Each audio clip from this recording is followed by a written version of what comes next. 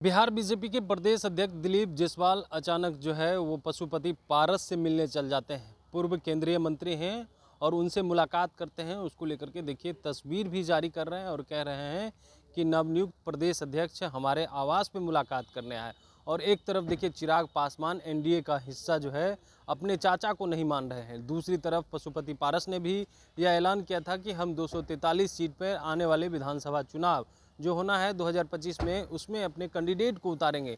इसको लेकर के भी हलचल तेज थी और एनडीए में भी इस बात को लेकर के मंथन चल रहा था कि आखिर पशुपति पारस अगर 243 सीट पर अपने कैंडिडेट को उतार देते हैं तो एनडीए को कहीं ना कहीं नुकसान हो जाएगा।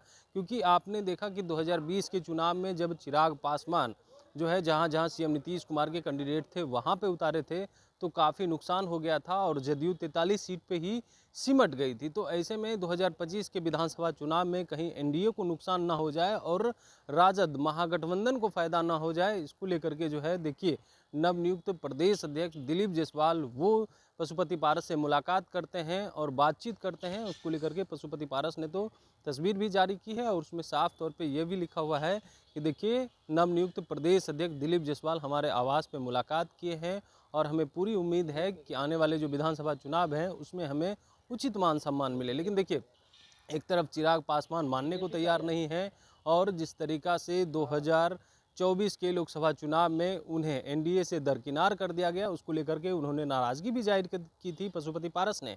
लेकिन 5 सीट चिराग पासवान को मिल गया और 5 में 5 जीत दर्ज किए। उसके बाद लगातार उन्हें दरकिनार करने की कोशिश की जा रही है। उपचुनाव होना है तो ऐसे में उनके पार्टी के नेता भी छोड़ करके बीजेपी की तरफ जा रहे हैं।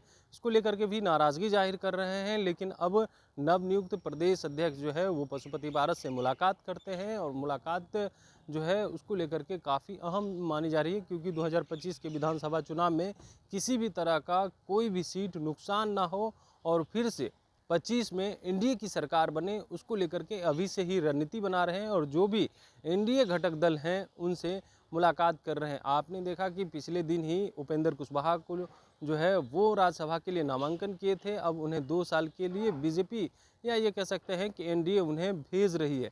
तो उपेंद्र कुशवाहा को मना लिया गया है तो क्या पशुपति पारस को नहीं मनाया जाएगा, ये भी चर्चाएं थी। लेकिन अब देखिए पशुपति पारस को भी मनाने गए हैं और किसी भी तरह का नुकसान न हो 25 में, इसको लेकर के तैयारी है। और इसी क्रम में बीजेपी के प्रदेश अध्यक्ष मुलाकात किए हैं पशुपति पारस से और देखना दिलचस्प रहता है कि 2025 के विधानसभा चुनाव में क्या पशुपति पारस एनडीए का हिस्सा रहते हैं या फिर 243 सीट पर जो है अपना कैंडिडेट उतारते हैं। तब तक के लिए बने रहिएगा लाइव बिहार के साथ। कमलेश कुमार, लाइव बिहार, पटना।